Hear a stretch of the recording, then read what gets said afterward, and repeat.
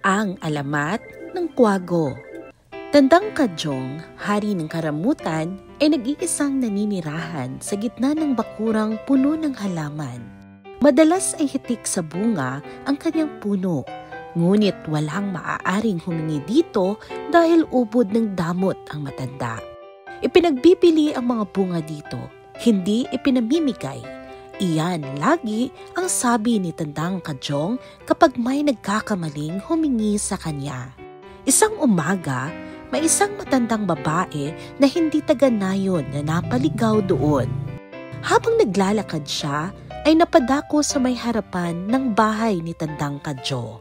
Nagkataong nakaramdam na rin ang babae ng gutom at pagod dahil sa mahabang paglalakad.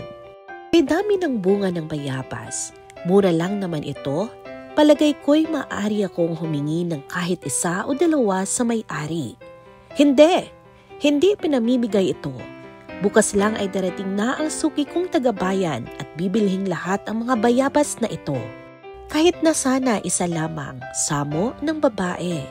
Sinabing hindi, wala, pinaghihirapan ko iyan at hindi ko ipinamimigay sa iba. Sabay talikod ni Tandang Kadyong at umakyat na sa kanyang bahay. Noon na ang huling pagkakita ng mga tao kay Tandang Kadyo. Pagkaraan ng ilang araw na pagtataka dahil sa walang nakakakita sa matanda, sinubukan ng isang bata na pumitas ng nakalawit na bayabas. Walang nagalit. Binuksan nila ang pinto ng bahay. Biglang lumipad na palabas ang isang ibon. Napansin ng mga bata na malalaki ang mata at tila naghahanap o di kaya ay nagbabantay.